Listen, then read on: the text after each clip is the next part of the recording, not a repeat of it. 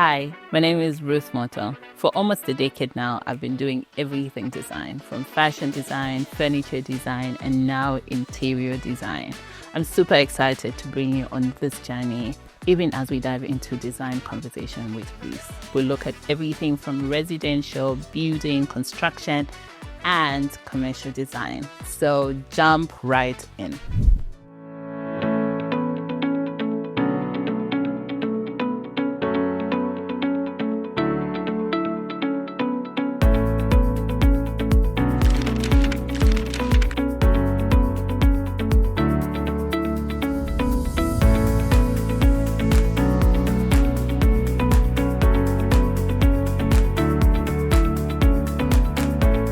So, what does the office of the future look like?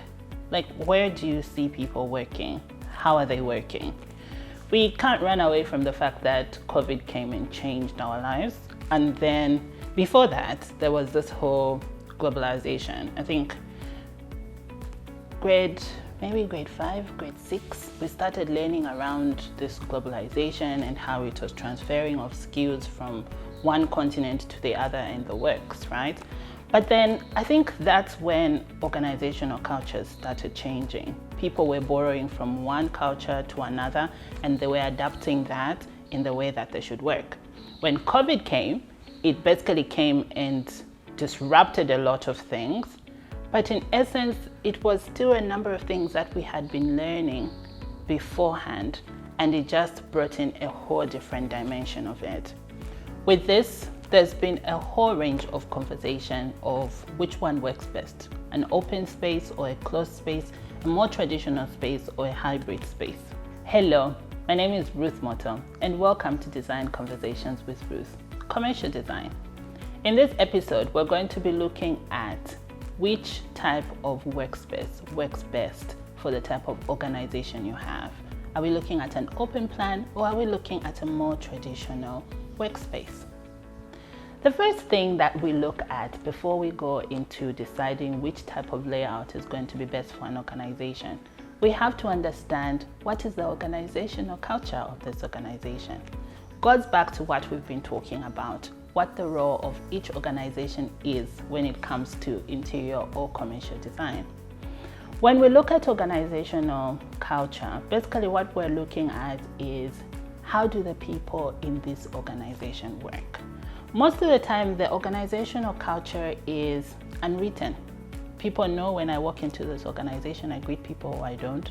I mind my business or I ask how someone is or how their child is. Or if someone lost someone, I go to them and I spend 5 minutes with them and I ask them, how did it go? I'm so sorry I didn't travel. But then when an organization is not very clear on what their organizational culture is, when you pick and choose what type of workspace you're going to have, it really doesn't stick. So the very first thing that an organization needs to look at is, what are our goals? Going back to what we had discussed before, do we understand our brand?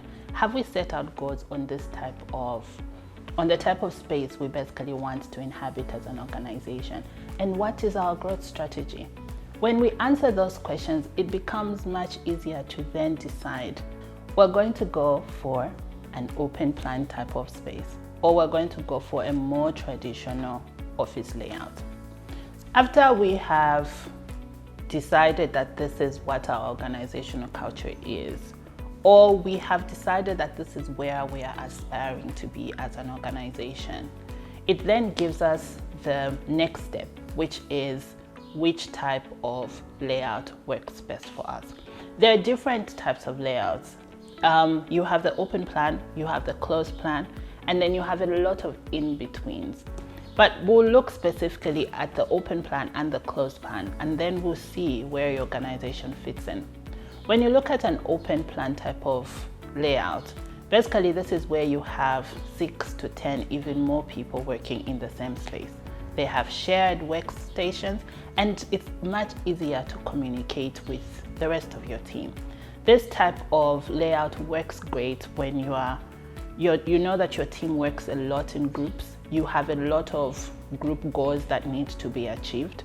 It doesn't work so well when it comes to privacy issues that you know are very sensitive, because one person could be working on a matter and they don't want the rest of the world to know it. But if they don't have that type of privacy, any person can easily see. The next thing about open plan is that they're great for creatives. The thing is, most of the times for creators, I don't know how other people work in, but you always want to bounce ideas. I'll have this ideas and then I give it to my teammate and they will basically grow on it and say, oh yeah, we were thinking that we should do something in red. And then another person comes in and says, instead of just having the red, can we also add something else?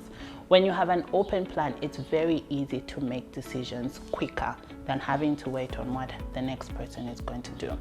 But then open plans are not only about workstations, it's also how the circulation is working within that organization. People can easily have quick meetings. When you're moving from where your station is to another place, you may meet someone that you have been wanting to talk to about an idea that you had. Within the circulation, it's very easy to talk to them without having to move into large meeting rooms. I'd now like to move to a more traditional setting. If you look at government structures or other structures that have a defined hierarchy, you'd find that there's a lot of closed spaces. But because of this, it's very hard to make decisions promptly. We all know that thing that your paper is sitting on the director's office and it's been sitting there for the longest time. And then in 10, it takes 30 to 60 days just to have something signed. Communication is hindered in a lot of ways. But then there are also other sensitive things that need the privacy, the lack of interruptions when someone is working, and just ensuring that when you have set a goal, you are able to meet it. With these aspects of how the layout looks like, when we're looking at the office of the future, we're looking at the different cultures that have been infused in the workspace. In as much as an organization can have an organizational culture, you also look at the type of people you're trying to hire. Which people are coming into this organization? Which people are we trying to return? You would find that you have people who are coming from different organizations who will be a great asset to your organization, but then they're used with working from home, or they're used to just coming in and popping in, printing out something and going out. How then do you accommodate such people and ensure that you are still on budget, you're not using so much resources within your organization? So when it comes to deciding the type of layout or floor plan that your organization would have, you don't necessarily need to be very rigid on one particular point. You can always find a transition to make sure that your goals are met at the end of the day. The other day I sat and I was watching this particular office that really fascinated me.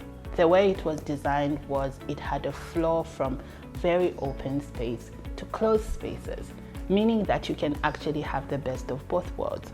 There are certain departments in your organization that might not need the privacy of other departments. For example, your accounting, your IT, or anything legal or something that requires a high level of privacy would need to have closed spaces for their offices. But then you also have like a lot of departments, your marketing department, your sales department, that do not even have a huge cost on occupancy. So when you look at all these factors and you're able to tabulate them, it helps you make a very, very good decision in the type of plan you're going to have. The workspace is there to meet different types of functions. So as we've stated, when we're looking at the different types of layouts, that is particularly how I am working, but also how I am communicating with my team members. But sometimes you need places where you have formal meetings, where you are able to say, this is the direction we're taking, and you bring in different people from different departments.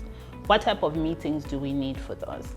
Yes, sometimes you can have a quick meeting even by the reception area, or you can have a quick meeting in the circulation spaces.